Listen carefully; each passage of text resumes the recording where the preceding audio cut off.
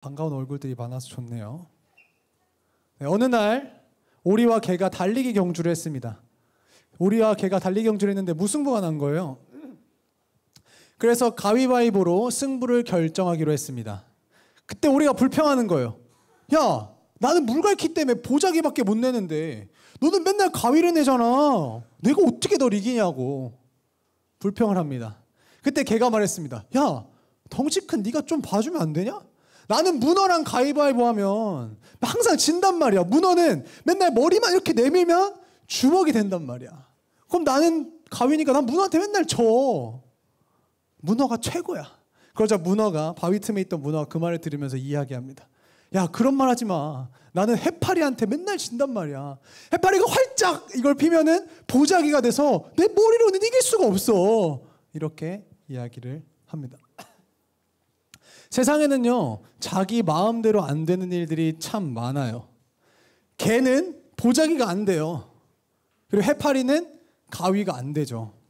아무리 장점을 많이 갖고 있을지라도 마음대로 안 되는 것들이 있습니다.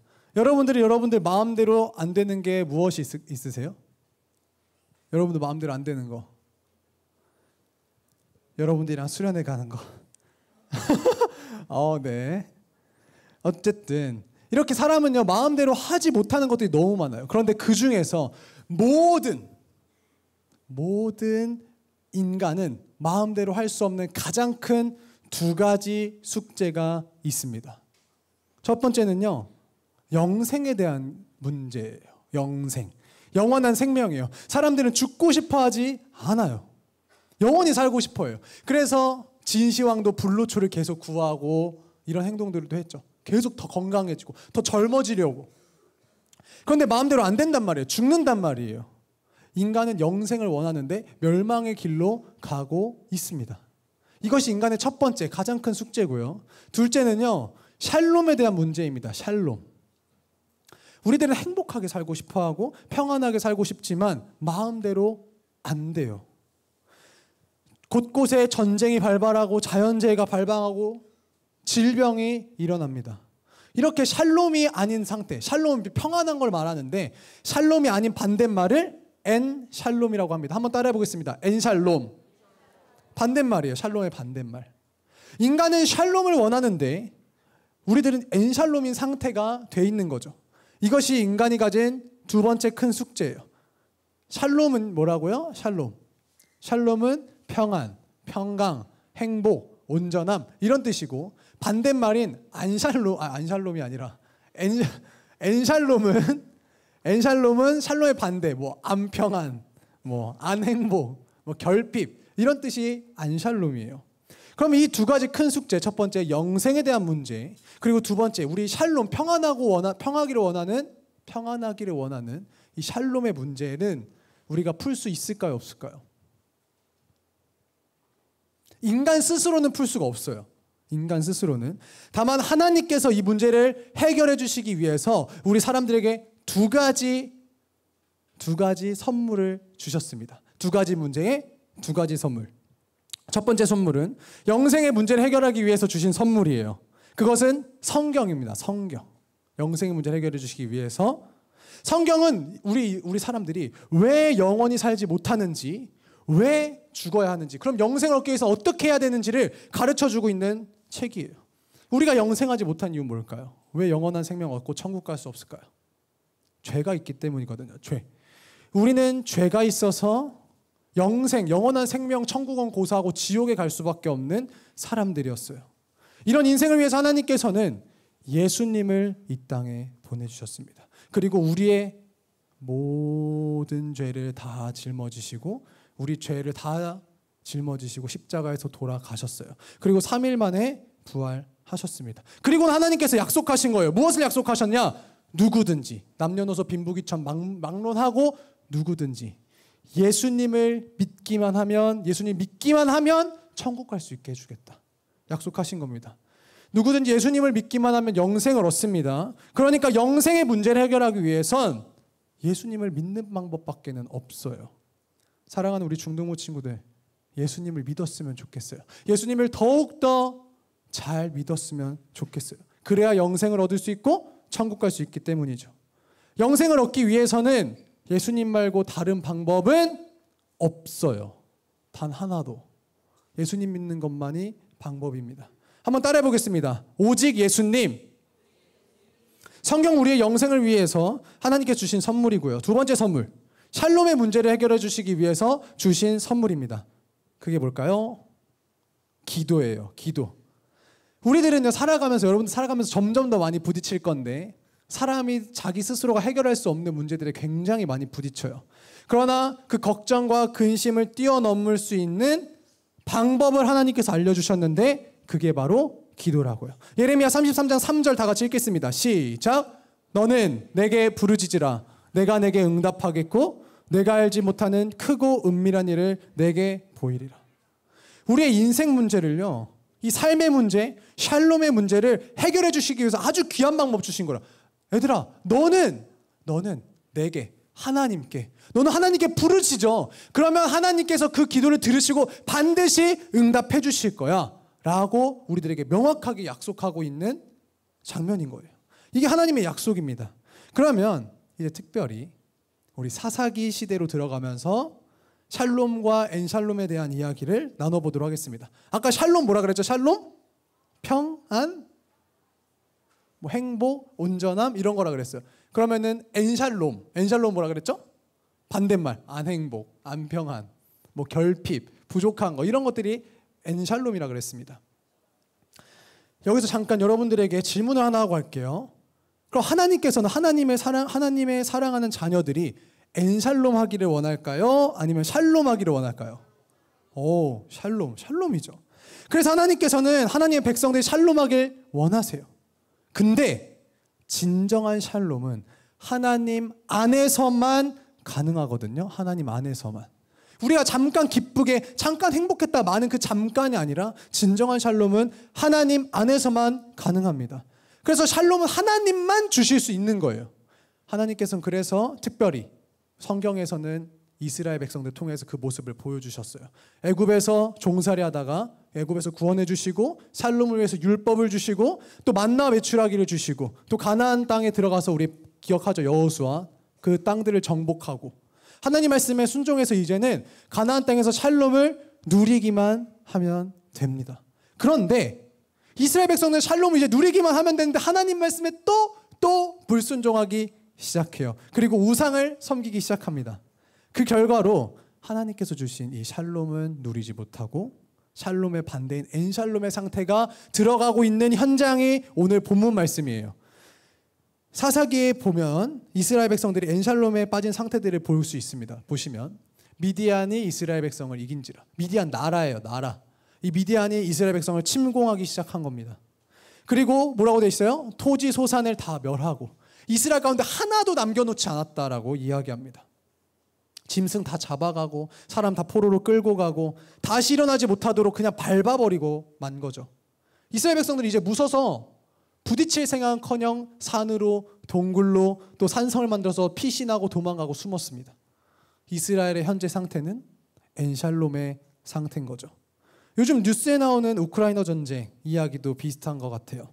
집들이 폭격을 맞아 부셔지고 전기가 끊어져서 암흑이 되고 어린아이든 민간인이든 군인이든 할 것 없이 많은 사람들이 죽고 수도가 끊어져서 마실 물이 없어지고 수많은 어린이들도 포로로 끌려가고 살아있는 것 자체가 굉장히 고통스러운 시간을 보내고 있죠. 지금 이 현대 21세기 일어나고 있는 전쟁이니까요. 이런 것이 바로 엔샬롬이라고. 엔샬롬.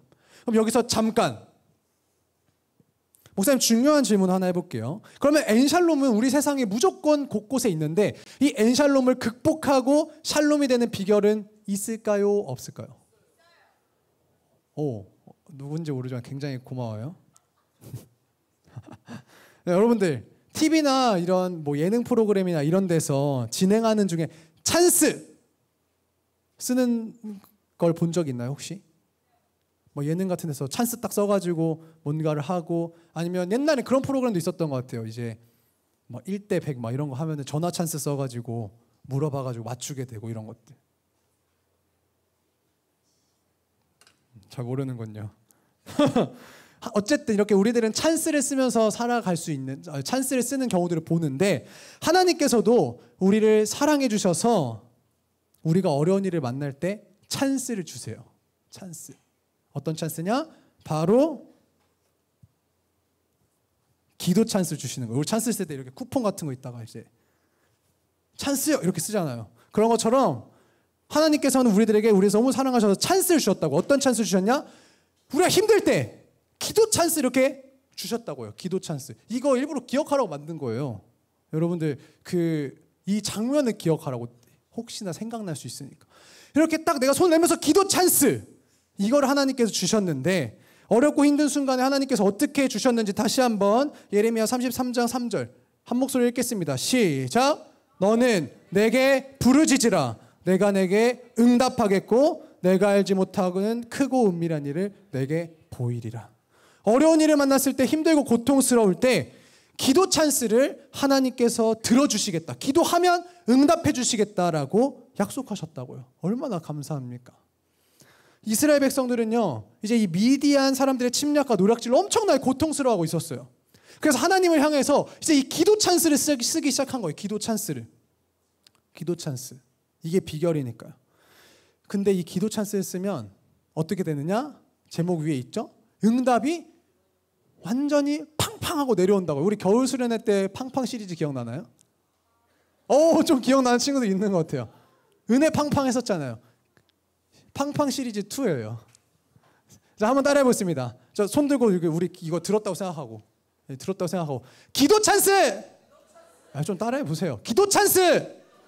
응답 팡팡! 이렇게 해야 기억이 난다고요, 원래. 다 같이 사사기 6장 6절에서 7절 읽어보겠습니다. 시작. 이스라엘이 미디안으로 말미암아 궁핍함이 심한지라. 이에 이스라엘 자손이 여호와께 부르짖었더라. 이스라엘 자손이 미디안으로 말미암아 여호와께 부르짖었더라. 이스라엘 백성들은 하나님께 부르짖은 거예요. 미디안 광야에게 정복당해서 착취당하고 죽어가고 있을 때 처음에는 이스라엘 백성들이 어땠냐? 우상을 섬기고 세상을 향하고 돈을 향하고 죄악을 향해서 있었던 방향이었어요. 그런데 이 방향을 틀어서 하나님을 향하여 바라보기 시작한 겁니다. 그래서 처음에는 이 사람들도 인간적인 방법을 찾고 또 수단을 찾고 계속 사람들과 의논하고 잔머리를 굴리던 것에서 하나님께 부르짖고 하나님께 부르짖기 시작한 거예요. 그랬더니 그렇게 이스라엘 백성들이 기도 찬스를 하나님 앞에 쓰기 시작했더니 하나님께서는 이 기도 찬스에 응답하셨어요. 응답이 팡팡 온 거죠. 보겠습니다. 하나님께서는 기드온이라는 사람을 세웠어요. 일부 특별히 이스라엘 백성들 구원하기 위해서 기드온이라는 사람을 세웠습니다. 그래서 기드온이라는 사람을 세워서 하나님께 말씀하신 거예요. 기드온아, 지금 미디안 광야랑 전쟁을 할 건데 군사를 모집하거라. 그래서 군사를 이스라엘 백성들 전역에서 군사를 모집합니다. 처음에 몇 명이 모였을까요? 32,000명. 32,000명이 모았어요. 그랬는데 하나님께 또 말씀하시는 거예요. 기드온에게. 기드온아, 전쟁을 두려워하는 사람들은 집에 돌려 보내거라. 그래서 그렇게 보냈더니 몇 명이 갔을까요? 22,000명이 돌아갔어요. 그럼 몇 명이 남은 걸까요? 그렇죠. 10,000명이 남은 거죠. 10,000명. 32,000명에서 22,000명이 돌아갔다고요. 10,000명이 남았습니다. 이제 10,000명을 시냇가로 데리고 가라고 하나님께 또 말씀하시는 거예요. 기드온 보고. 기드온아, 이 10,000명을 데리고 시냇가에 가서 물을 마시게 하거라. 이야기를 합니다. 물을 마시게 해요. 근데 이 물을 마시게 하기 전에 10,000명을 데리고 가기 전에 하나님께서 10,000명을 물을 마시게 하라는 게 아니라 목사님 실수. 여기서 하나님께서 이 10,000명을 데리고 가서 물을 마셨는데 거기서 9,700명이 물을 다르게 먹어요. 300명과 9,700명이 물을 다르게 먹습니다. 전쟁 중이잖아요. 근데 누군가는 물을 시냇물에 머리를 박고 먹는 경우가 있고 어떤 경우는 물을 딱 떠가지고 주변을 살피다가 물을 마시는 경우가 있었어요. 전쟁에는 어떤 사람이 더 적합할까요? 전쟁 중이에요. 언제 기습이 올지 몰라요. 근데 시냇물에 머리를 박고 물을 마시는 사람, 아니면 주변을 살피면서 시냇물을 떠서 마시는 사람, 누가 더 전쟁에 적합하죠? 그렇죠. 주변에 살핀 사람인데 주변에 살핀 사람이 몇 명이었다고요? 300명. 나머지 9,700명은 다 탈락인 거예요. 하나님께서는 10,000명 중에서도 9,700명 다 돌려보내라고 하셨어요. 300명 남았죠. 근데 상대방 숫자는 몇 명일까요? 미디안 숫자 13만 5천 명. 13만 5천 명을 상대하는데 처음에 겨우 모인 숫자가 3만 2천 명이었다고요. 근데 돌려보내라 해서 2만 2천 명 빠져 10,000명 남았는데 9,700명은 또 물 잘못 마셔서 빠져 몇 명 남았어요? 300명. 몇 대 몇? 13만 5천 명 대 300명의 싸움입니다. 말이 안 되는 싸움이죠. 말이 안 되는 싸움이에요. 그러나 기드온과 300용사는 기도 찬스를 쓰기 시작합니다. 하나님께 기도해요. 그랬더니 하나님께서 응답을 하셨는데 어떻게 이 적군들을 쳐야 할지 방법을 가르쳐 주셨습니다. 밤에 기습을 하라고 말씀하시면서 나팔과 항아리와 횃불을 준비하라고 하셨어요. 칼이나 창이나 방패가 아니라 나팔, 횃불, 항아리 이 세 개를 준비하라고 하시는 거예요. 그래서 항아리 안에 횃불을 넣고 그리고 나팔을 불도록 준비하고 100명씩 3개조로 나눠서 이제 한밤중에 미디안 광야 13만 5천 명 있는 곳으로 기습하기 시작합니다. 동시에 100명씩 쪼개져가지고 쫙 돌면서 항아리를 깨트리면서 그 안에 불이 나오겠죠. 불이 붙고 항아리 깨트리면서 나팔을 뿌뿌 하면서 부르는 거예요. 그러면서 나머지 사람들은 소리 치는 거예요. 여호와와 기드온의 칼이다 소리를 지르면서 깨트리면서 가는 거예요. 그러니까 23만 5천 명들이 깊게 잠들다가 300개의 나팔 소리가 울리고 300개 항아리 깨진 소리가 들리면서 거기서 나온 불들이 밤을 밝히기 시작하는 거예요. 불이 나기 시작하는 겁니다. 300명이 외치는 소리에 깜짝 놀란 거예요. 이 사람들 자다가. 그래서 순간적으로 놀래서 정신이 막 혼비백산한 거죠. 기드온은 그냥 하나님 말씀에 순종해서 항아리 깨트리고 나팔 불었는데 이 미디안 광야 13만 5천 명들이 적군이 쳐들어온 줄 알고 서로가 서로의 적인 줄 알고 서로를 죽이기 시작해요. 순간적으로 누구 한 명이 팍 찌르니까 잠자다가 일어나니까 누군가 나를 공격하니까 그 사람들끼리 자기들끼리 계속 싸우기 시작하는 거죠. 그리고 나머지는 이제 다 패잔병들 도망가던 것을 기드온과 300용사가 추격해서 결국에 다 진멸하고 대승을 거두었습니다. 엔샬롬일 때 기도의 찬스를 썼더니 하나님께서는 샬롬으로 응답해 주신 거예요. 기도 찬스, 응답, 팡팡이 된 거죠. 이스라엘 땅에 40년 동안 그렇게 평안을 주셨습니다. 사랑하는 친구들 기억하면 좋겠습니다. 기도 찬스, 응답 팡팡이라는 사실. 한번 손 들어볼래요? 이것만 따라해 봅시다. 기도 찬스! 손 있다고 생각하고 기도 찬스! 기도 찬스를 기억해야 돼요. 사랑하는 중등부 친구들, 사람들은요 샬롬을 원합니다. 그러나 하나님을 떠난 인생은 진정한 샬롬은 있을 수 없어요. 잠깐의 기쁨 정도만 있는 거죠. 진정한 샬롬은 없다고요. 오히려 엔샬롬의 삶을 살아가게 돼요. 엔샬롬일 때 그래서 사람들은 불평하거나 좌절하거나 절망하고 낭망해요. 그런다고 엔샬롬이 샬롬을 바뀌진 않습니다. 왜? 샬롬은 진정한 샬롬은 하나님만 주실 수 있거든요. 그래서 하나님께서는요 하나님께 기도 찬스를 쓰라고 가르쳐 주신 거예요. 사랑하는 중등부 친구들, 여러분들도 기도 찬스 써보세요. 기도 찬스 써보세요. 찬스를 주셨잖아요. 써보시라는 거예요. 그러면 위로부터 응답이 팡팡 분명히 나오게 됩니다. 그리고 기도 찬스는 여러분들이 꼭 어려울 때만 쓰라는 게 아니에요. 여러분들의 아주 좋은 꿈을 위해서도 그리고 좋은 소원들을 위해서도 기도 찬스를 쓰라는 겁니다. 그럼 여러분들 어떤 일이든지 기도 찬스를 쓰게 되면 하나님의 응답을 받게 될 거고 분명 여러분들의 간증이 아름다운 이야기가 될 거예요. 목사님이 겪은 이야기 하나 하고 말씀을 마무리하도록 하겠습니다. 목사님 6학년 때 일입니다. 목사님 6학년 때 일. 어느 날 아침에 목사님 학교 끝나고 이렇게 내려오다가 계단에서 팍 넘어져가지고 손가락 네 번째 손가락을 다쳤어요. 네 번째 손가락. 이렇게 좀 그러니까 네 번째 손가락 다쳤는데 이제 아빠가 병원에 가면서 이제 찔찔 짜면서 아파가지고 병원에 가면서 엑스레이를 찍어보니까 손가락에 뼈가 부러졌다는 거예요. 골절이 됐대요. 의사 선생님이 말씀하셨어요. 부러진 부분을 이제 뼈 맞추는 거 죽을 뻔했습니다. 그때 뼈를 딱 맞추고 붕대에 꽉 누른 다음에 붕대질을 해서 다시 엑스레이를 찍었을 때 뼈가 잘 붙으면 기부스만 하면 되는데 만일 부러진 부분이 붙지 않고 벌어져 있다면 수술을 해야 한다고 하셨어요. 그리고 수술을 하더라도 이 지금 목사님 뼈가 부러졌던 곳이 성장판 쪽이랑 연결이 돼 있어가지고 자라지 않을 수도 있다. 그래서 성이 됐을 때 한쪽 손가락이 짧을 수도 있다라고 말씀을 하셨습니다. 목사님 그때 초딩이잖아요. 초딩. 막 아프기도 하고 막 손가락 수술도 한 번도 안 해봤으니까 막 걱정돼가지고 막 눈물이 막 주르르 나는 거예요, 병원에서. 그래서 이제 붕대를 꽉 묶고 엑스레이를 찍었습니다. 근데 부러진 뼈가 붙지를 않는 거예요. 그래서 수술해야 된다고 하시면서 얼른 원무과에 접수를 해라. 지금 당장 수술을 해야 된다. 그렇게 말씀하시는 거예요. 그래서 원무과에 이제 접수를 해놓고 아빠와 의자에 앉아서 이렇게 기다리고 있었습니다. 목사님 병원 의자 알죠? 이렇게 병원 의자에 있어가지고 기다리고 있는데 그때 목사님은 기도 찬스를 쓰려고 생각을 한 거죠. 물론 그때 뭐 기도 찬스다 이런 생각은 못했고 그냥 기도한 거죠. 소리도 못 내고 막 조용히 속으로만 막 기도하고 있었어요. 한마디만 하면 되는데, 한마디면 되는데 이러면서 열심히 기도한 거죠. 6글자만 말씀해 주시면 되는데 이러면서 울고 있는 거예요. 초딩 6학년이 이제. 그렇게 울면서 아주 작은 목소리로 기도를 하고 있는데 목사님 아빠가 다가오시는 거예요. 그래서 목사님에게 물어보는 거예요. 지금 뭐라고 이렇게 말하고 있는 거냐고.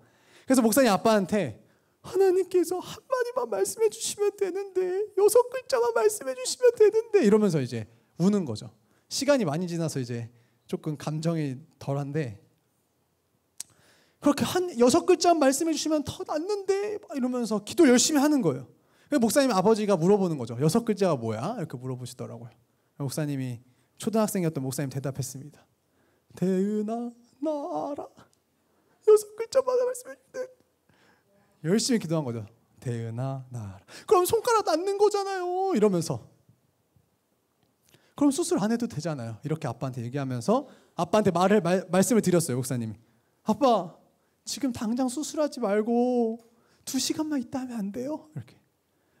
목사님 어린 마음에 기도하려고 2시간 동안 제발 이러면서 기도하려고 2시간만 미뤄달라고 이야기를 했어요. 물어보시는 거죠. 왜? 그냥요 이러면서. 아직도 그 장면이 다 생각이 나는데 이제 그때 목사님 아빠는 목사님이 기도 찬스를 쓰고 있다는 것을 알고 계셨던 것 같았어요. 눈치채신 것 같아요. 그래서 조용히 일어나시더니 의사 선생님 만나러 가셨습니다. 의사 선생님은 빨리 수술을 지금 해야 된다라고 하셨단 말이에요.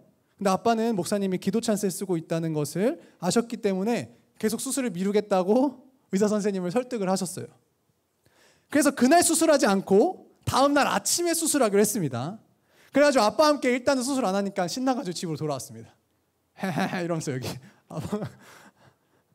수술하지 않고 왔다는 집에 딱 가니까 이제 엄마가 난리가 난 거예요. 수술하고 와야 되는데 왜 아빠랑 아들이랑 막 이러면서 할 수 없이 다시 병원으로 갔습니다. 다시 병원으로 가서 수술하려고 이제 봤는데 아침에 갔던 병원은 그 사이에 수술 스케줄 찬 거예요. 이미 선생님들이 수술할 수 있는 분이 안 계신 거죠. 수술할 수 없게 돼서 이제 급하게 주변에 또 그런 다른 큰 병원을 알아봐서 부모님과 함께 병원을 찾아갔습니다. 그래서 이제 새로운 의사 선생님이잖아요. 새로운 병원에. 그래서 의사 선생님이 이제 엑스레이를 찍어보자고 했으니까 부러졌다고 하니까 엑스레이 찍어봤는데 이게 뼈가 아주 잘 붙어가지고 부러진 흔적이 못 찾는 거예요. 의사 선생님이 엑스레이 이렇게 화면 보고 목사님 손을 보면서 여기가 부러졌어? 아니요. 그럼 여기야? 아니요. 여긴데요? 목사님이 가르쳐줬어요. 의사 선생님한테 여기가 부러졌다고. 의사 선생님 못 찾는 거죠. 엑스레이 보고도. 그리고 수술하지 않아도 된다고 하셨습니다. 다음날 어제 처음에 갔던 병원에 다시 갔어요. 그래서 어제 그 의사 선생님을 만났는데 그 의사 선생님이 손가락이 이게 이렇게 붙을 수가 없는데 어떻게 이렇게 붙었지라고 궁금해하시면서 자세히 살펴보시고 이리 보고 저리 봐서 수술하지 않아도 된다. 그래도 다 붙은 것처럼 보이지만 부러졌었으니까 기부스는 하자 해서 기부스는 했습니다. 기도 찬스, 응답, 팡팡을 경험했던 거죠. 병원 치료를 반대하는 말이 아닙니다. 절대로. 우리는 몸이 아프면 병원 치료 받아야 돼요. 의사 선생님의 도움도 당연히 받아야 합니다. 그래서 목사님도 감기 걸리면 바로바로 병원 간단 말이죠. 그러나 목사님이 6학년 때 손가락이 다쳤을 때 목사님은 하나님께 기도 찬스를 사용하기로 결심했던 거예요. 간절히 누구보다. 그런데 하나님께서는 기도 찬스를 받아주시고 손가락을 기적같이 고쳐주셨습니다. 지금도 손가락에 멀쩡하게 길이 있잖아요. 이렇게 4개. 대은아 나아라. 하나님께서 이 6글자의 기도 제목을 들어주셨습니다. 하나님께서는 100% 고쳐주실 수 있다는 이 믿음, 완전했던 이 하나님에 대한 확신을 가지고 기도했던 어린아이의 기도를 들어주셨던 것이죠. 그래서 제가 그때 깁스를 했던 거 버리지 않고 갖고 있어요. 짠. 기부스 했던 거. 이거 걸어놓은 거예요, 목사님이 기념으로. 목사님 책상 구석에 이렇게 걸려져 있어요, 이렇게. 목사님의 기도 응답을 받았던 순간이니까. 그래서 오랜만에 꺼내가지고 이렇게 맞춰도 봤습니다, 이렇게. 그래서 아니야, 비슷하게 맞아요, 이렇게. 근데 어쨌든 목사님에게 인생에 있어서 가장 또 기억에 남는 순간이죠. 사랑하는 중등부 친구들, 어려운 일이 있을 때 혹은 우리의 소원이 있을 때, 꿈이 있을 때 공부도 열심히 해야 됩니다. 그러나 대단히 중요한 게 있다는 거예요. 하나님께 기도 찬스를 쓰는 게 너무나도 중요하다는 사실이에요. 그렇게 간절하게 믿음을 가지고 기도 찬스를 쓰면 하나님께서는 반드시 응답하신다고요. 아브라함의 하나님, 여호수아의 하나님, 기드온의 하나님, 오늘 배웠죠. 삼손의 하나님, 다윗의 하나님, 엘리야의 하나님, 다니엘의 하나님, 히스기 하나님 15년 살려주셨잖아요. 죽을 병에 걸려있던 거. 베드로의 하나님, 바울의 하나님, 그리고 목사님의 하나님은요, 여러분들의 하나님이기 때문에 응답해 주신다고요. 한번 따라해 보겠습니다. 하나님은 나의 하나님입니다. 여러분들의 하나님이에요. 여러분들의 하나님. 우리가 믿는 하나님은 전지 모든 것을 아시고 전능 모든 것을 하실 수 있으시며 이 세상 만물을 창조하신 창조주이시고 불가능한 일이 없으신 분입니다. 마지막으로 한번 힘차게 따라해 보도록 하겠습니다. 자, 손 들고 한번 따라해 볼까요? 기도 찬스! 다시 기도 찬스! 응답 팡팡! 한 번 더. 기억해야 된다고요. 이거 기억하라고요. 다시 한번 마지막으로. 기도 찬스! 응답 팡팡! 기억하세요. 이 기도 찬스 쓰는 게 얼마나 우리들에게 특권인지, 자녀 돼서 기도한다는 게 얼마나 특권인지 오늘 또 수련회 저녁 때 같이 이야기를 나눌 거예요. 기도 찬스 응답 팡팡한다는 그 사실을 기억하면서 우리 들은 말씀 생각하면서 함께 찬양하면 좋겠습니다. 다 같이 일어나 찬양합니다.